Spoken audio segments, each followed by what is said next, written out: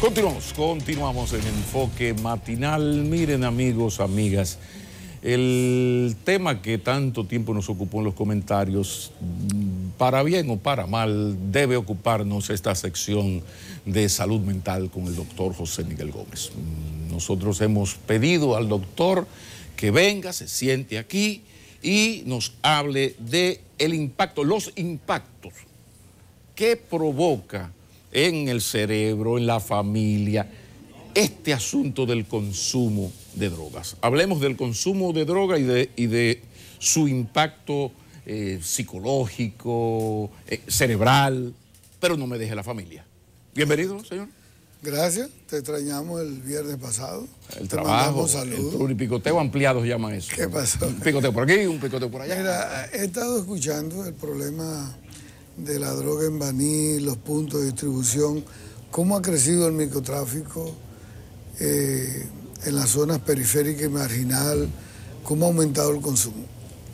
El año pasado presentaron unas estadísticas sobre el aumento del uso y el consumo de droga en la población joven, y los psiquiatras estamos viendo desde hace más de una década cómo las camas hospitalarias demandadas por salud mental se han ido ocupando por el problema de las adicciones. Es decir, la tercera causa de ingreso de un joven a una clínica o a un hospital psiquiátrico tiene que ver con adicciones.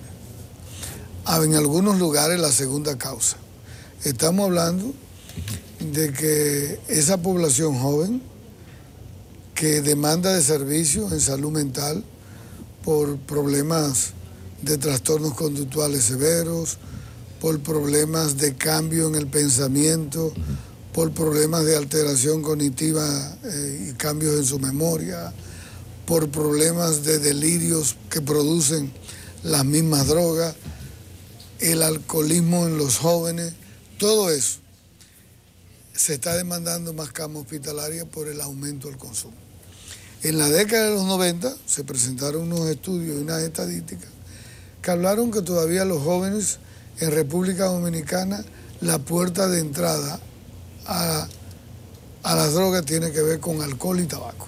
Es decir, la población joven que está aumentando en fumar, y uno lo ve en los sitios, cómo muchachos jóvenes están fumando, nicotina, la gran cantidad de muchachos que están tomando alcohol, uno lo ve en todos los sitios. Doctor, sería una especie de escalerita de alcohol, nicotina, marihuana, y por ahí seguimos. Correcto. Por ahí anda la cosa. Siempre en todos los estudios se habló que la puerta de entrada después del alcohol, que es un depresor del sistema nervioso central, se busca un alucinógeno, un estimulante para recompensar en la parte cerebral, y de ahí se pasa al uso de marihuana.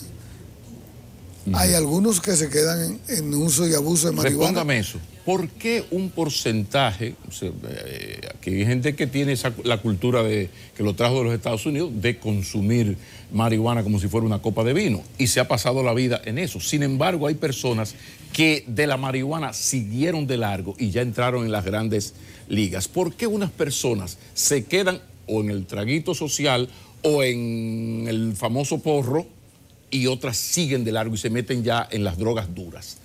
Bueno, ¿Con qué tiene que ver eso? Ahí tiene que ver tres indicadores. Uno, lo que tiene que ver el indicador biológico, heredofamiliar, que impacta más en el cerebro de una persona en engancharse y en buscar drogas. Segundo, la vida estresante y los problemas de tipo psicosociales que tenga esa persona, que lo van a llevar, y el tipo de personalidad al uso de droga. Y tercero, incide mucho si la persona tiene cambios importantes en su cerebro, estados depresivos, que cuando usa la marihuana, usa el alcohol, tiende a hacer depresión, o tiende a hacer síndrome desmotivacional, que se desmotiva, pierde el deseo, pierde las ganas, no quiere hacer nada, y tiene que buscar un estimulante como la cocaína para poder subir de nuevo.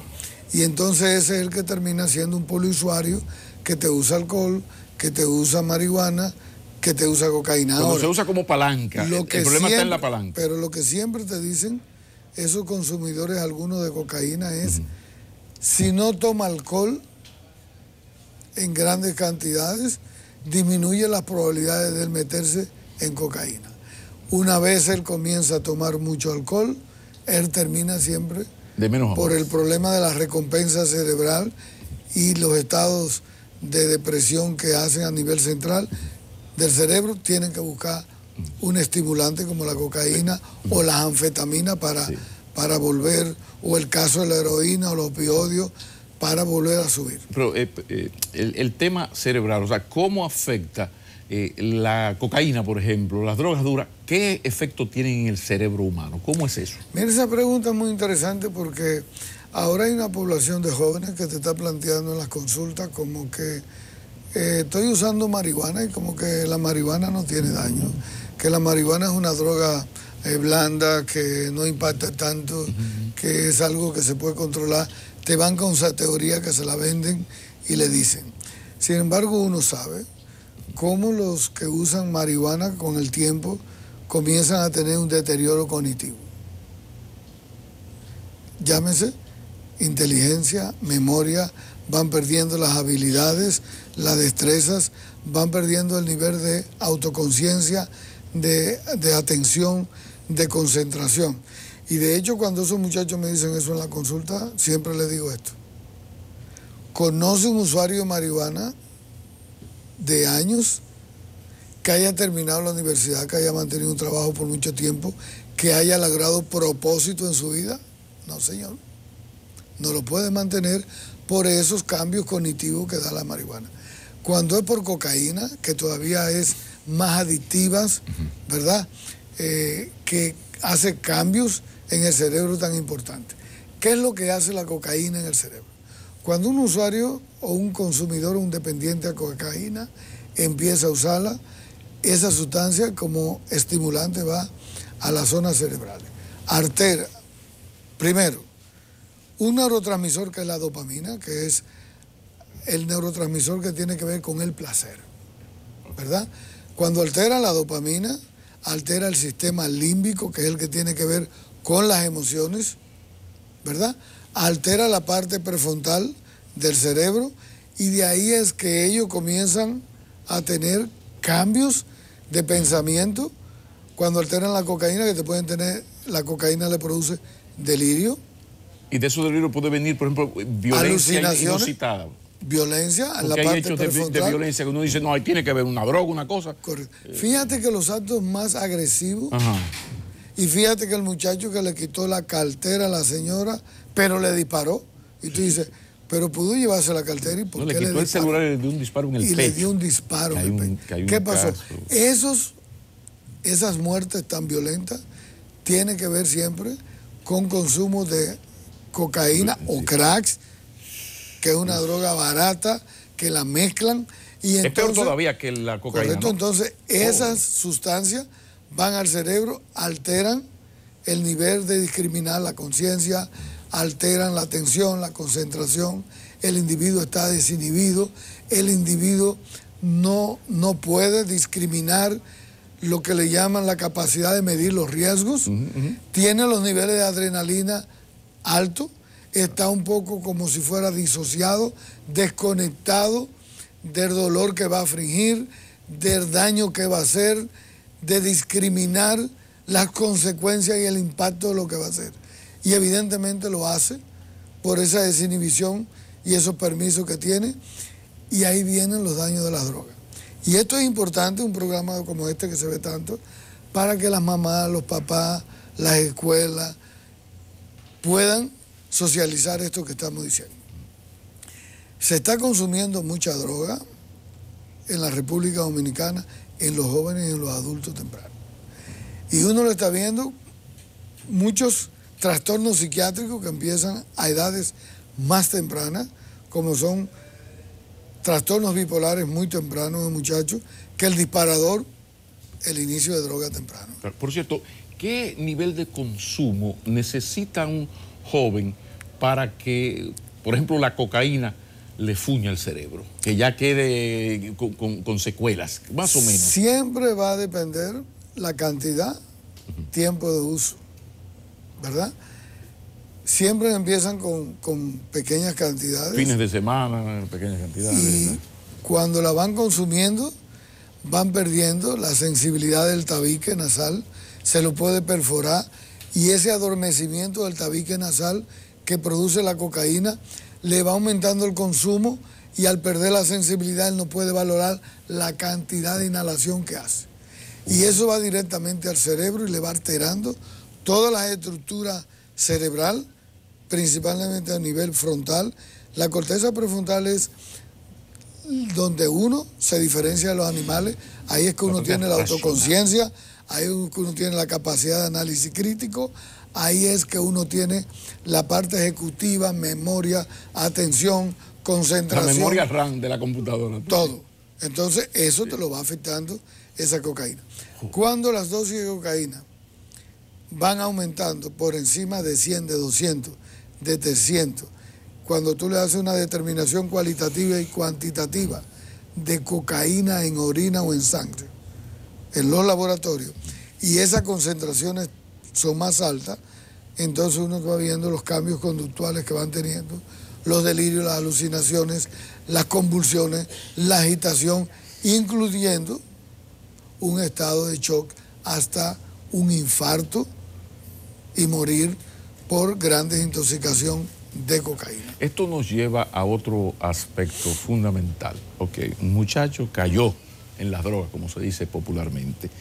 ¿Qué efecto tiene eso en la familia? Yo quiero el análisis, pero dirigido a esa familia que de repente su muchacho 17, 19 está en droga y ya pasó de marihuana, hay cocaína. O sea, eso, ¿cómo afecta a la familia? O más bien, no solo cómo afecta, ¿qué hacer? ¿Cómo manejar esos padres ese drama de un hijo en esa práctica?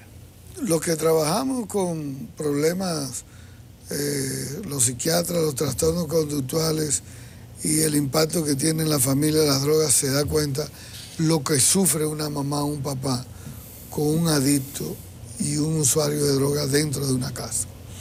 Primero porque presencia el deterioro progresivo, crónico, que va teniendo su hijo. ¿Cómo comienza a ser un individuo mentiroso? ¿Cómo comienza a ser un individuo irresponsable? ¿Cómo comienza a ser un individuo saltador de las normas de la casa? El irrespeto por las normas de la casa, el desafío que comienza a tener a la autoridad de la casa, la violencia verbal y física que genera en la casa, el terror a veces que infunde en la casa, y sobre todo cuando esos cambios conductuales se van haciendo severos, cómo de pronto comienza a delinquir dentro de la casa. ¿Qué hacer? Robarle el dinero a la familia. Joyas, sobre todo. Joyas. Que es lo que más. Empeñar las cosas de la casa.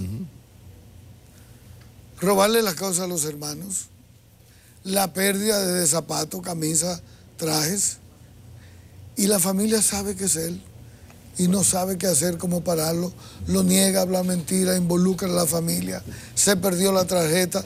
Es decir, es un deterioro frecuente. Y cuando la familia le hace pequeños arqueos, le encuentra la marihuana en el baño, le encuentra la cocaína, le encuentra los cambios conductuales. Y cuando la familia se viene a dar cuenta, el individuo abandonó la escuela, abandonó los estudios, comenzó a tener amigos de altos riesgos psicosociales, amigos que comienzan a hacer el mercado ilícito, desde venta, desde hurtos, bandolerismo, pandillerismo, y de pronto esa familia tiene que ir a la policía a sortear la Dirección Nacional de Drogas. Y cuando la familia vive todo esto, este deterioro moral, ético de la familia, este deterioro económico, encima de todo eso, entonces hay que buscarle la ayuda. Y pero esa pareja de esposos, padre de ese muchacho, están frente al doctor José Miguel Gómez en su consulta y le han contado al doctor José Miguel Gómez todo lo que usted ha contado ahora. ese es mi hijo, doctor. ¿Qué podemos hacer nosotros? Lo primero que le decimos es hay que ayudarlo, porque ese no es... Y aquí quiero hacer el indicador número 1. Lo primero es que hay que decirle a la familia, no se trata de un hijo sinvergüenza, de mal carácter, blandengue, mala persona.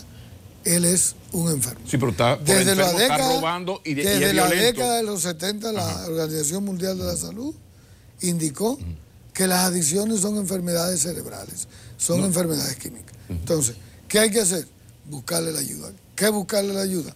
Hay que internarlo, hay que desintoxicarlo, y después de desintoxicarlo, entonces entra una segunda fase, que son entrar a un programa de rehabilitación y de reinserción social. Como esto es costosísimo, esto cuesta mucho dinero, en el Moscoso Puello, gracias a Dios, hay una unidad de adicciones gratis, muy buena, con muy buenos médicos, buenas enfermeras, que lo pueden llevar ahí a programas de rehabilitación y de reinserción psicosocial, porque es costosísimo. Precisamente, doctor, esto nos lleva a un tema fundamental. Yo no quise comenzar por ahí, pero había que tocar otros temas, que es, ante esta realidad, todo lo que estamos hablando, esto hay que llevarlo a la siguiente pregunta. Ante este drama social, esta peste, porque aquí usted sabe que lo explicó hasta el expresidente, el problema se agudizó cuando los narcotraficantes dejaron de pagar en dinero y pagaron el servicio de transporte de América del Sur a Santo Domingo, Estados Unidos, Canadá, Europa, con la propia droga. Entonces, esto ha disparado el consumo. Y el Estado, ya usted me comenzó bien, pero eso es un hospitalito, una población de 10 millones. Entonces, hablemos de política de salud mental desde el Estado dominicano. ¿Se va a replicar eso? De ese... Mira... Tómese su tiempo, que esto es de nosotros, no hay problema. Tómese su tiempo. No quiero ser pesimista, pero te voy a decir algo. Los indicadores en muchas áreas de la República Dominicana que tienen que ver con salud van mal. Esa muerte de 3.000 y pico de niños en un año, eso habla de la irresponsabilidad en términos de salud.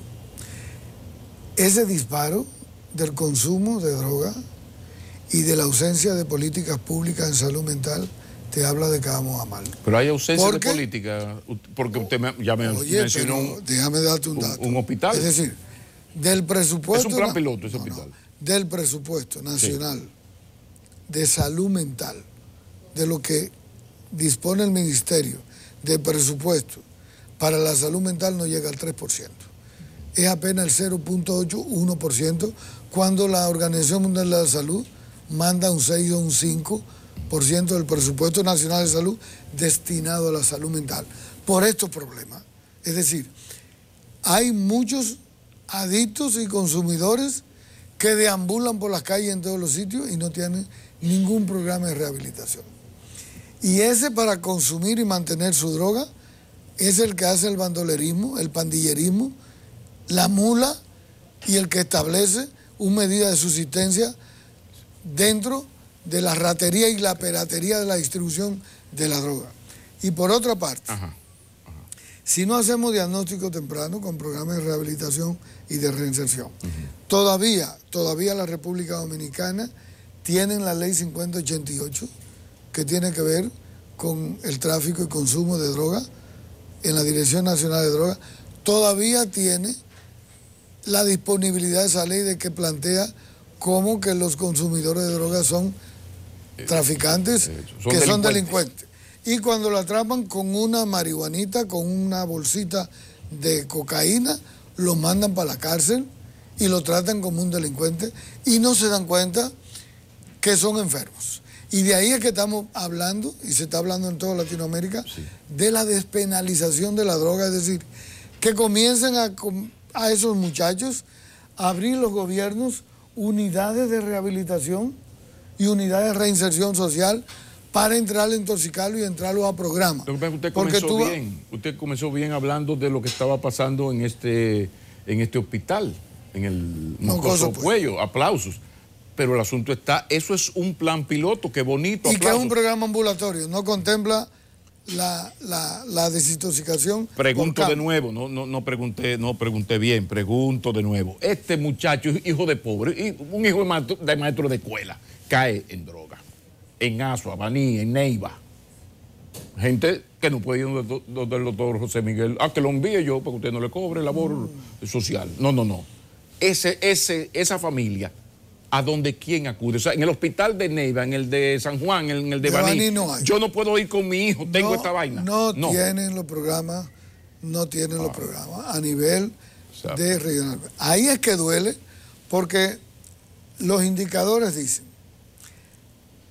por un lado llevamos el crecimiento económico, por otro lado, el impacto psicosocial de lo que nos está destruyendo la familia, de lo que nos está destruyendo el país, de lo que nos está violentando las normas sociales y la convivencia, los riesgos que sentimos, cada dominicano que sale en la calle, no tiene una solución, no solamente en el control represivo arriba del microtráfico, del narcotráfico. Abajo, la población que consume, que se ha hecho dependiente a las drogas, no tiene programas de desintoxicación, de rehabilitación a nivel regional, a nivel provincial y mucho menos o sea, el Estado a nivel dominicano comunitario. No tiene esas clínicas que hay para la clase media y la alta. No, Pablo, de recuperación. No Yo me voy a internar en el centro de Baní 6 meses. No lo tiene. Y fíjate, o sea, perdón, porque yo, o sea, en el Estado Dominicano, o sea, en la República Dominicana, el Estado Dominicano, que hay un departamento de salud mental. O sea, no hay el lugar donde ese muchacho que está en droga, casi perdido, y hay que meterlo en esa clínica, que hay una cerca de la UAS del sector privado, que cuesta todo el dinero del mundo. Pero el Estado no tiene eso. Y no hay ni siquiera, y no tiene, en los hospitales no tienen psicólogos especializados en el tema. Eso sí tienen. Aquí hay psiquiatras especializados en adicciones. Y psiquiatras, sí. Y psicólogos especializados en adicciones y hasta enfermeras. Estamos hablando. Están las unidades de intervención en crisis y quizá cuando el muchacho tiene un trastorno psiquiátrico grave por consumo de droga, está delirando, está agitado, ha convulsionado, está violento, en una unidad de intervención en crisis, que las hay, se le interviene, dura 7 días, se le trata. Ahora, ese programa de rehabilitación y reinserción, que necesita más tiempo, la República Dominicana no tiene esas unidades a nivel de los hospitales provinciales y no tiene las unidades especializadas de desintoxicación y de programas de reinserción y rehabilitación, que es más largo, que es más costoso y que tiene que ver con mayor inversión en políticas públicas. Y que es el que no puede pagar el clase media baja hacia abajo. Que son la mayoría. Pero usted que viaja tanto a Centroamérica, Suramérica, cada rato se ausenta del programa porque tiene una conferencia que va para Guatemala, que va para Honduras. En esos países sí se ha logrado establecer centros en algunos. Costa Rica quizás. Lo tiene un poquito Costa Rica, lo tiene Colombia, que tiene más organización en términos de adicciones, producto porque han sido impactados por años por el problema de la cocaína y de las drogas. Sin embargo, Latinoamérica, la inversión en salud mental, en todo, es precario. Y yo pienso que la República Dominicana debe de tener los indicadores ya para trabajar esto, porque nos despertamos cada vez con la situación que aparece en Baní y entonces comenzamos a hablar y todo el mundo pierde la capacidad de asombro y dice, pero es así que vamos, es así que estamos, pero lo que trabajamos salud mental lo vemos todos los días, toda la semana, la lucha que tiene una familia para traer a un muchacho del sur lejano, que hay droga ya en el sur, en todos los sitios, o lo traen del este o donde sea, y cuando te plantean, lo podemos internar a nivel privado, costosísimo, a nivel del Estado, ¿dónde voy? Entonces, yo pienso que la República Dominicana tiene ya que evocarse, y yo pienso que siempre lo he dicho que es fácil, que yo no sé por qué nos complicamos tanto para crear políticas en salud mental. Aquí hay tantas casas grandes con patios que se las han quitado a los narcotraficantes y que se están dañando y se están deteriorando. ¿Y qué le cuesta al Estado meter 15 camas ahí con 2 psiquiatras, 2 enfermeras, unos sueros y una cosa, y 4 trabajadores, y crear en cada provincia o en cada regional por lo menos 10 unidades de desintoxicación y de programas de rehabilitación? Para eso no hay que hacer un hospital grandioso y gastar millones. Queda ahí la propuesta de alguien que tiene autoridad académica, profesional y calidades para hacer ese tipo de propuesta. Ojalá que podamos en los próximos días, atención, producción, conversar con el encargado del Departamento de Salud Mental del Ministerio de Salud Pública para ver qué lectura nos puede dar, si hay algún plan, qué se puede hacer, qué se está haciendo, se va a hacer en esto, porque este asunto es grave y a corto y mediano plazo para nada apunta que va a disminuir. Doctor, muchísimas gracias. Como bueno, siempre. Fin de semana, es largo, administrese. Disfrútalo, descanso. Sí, lo que pasa es que se lo merece. Adi, Nelson y yo venimos felices el lunes a trabajar aquí. Todo el mundo va a estar gozando, pero nosotros vamos a estar felices. El lunes, aquí. día de la Virgen de Altagracia. Sí, vamos a venir a orar. Muchísimas gracias. Continúa el enfoque matinal.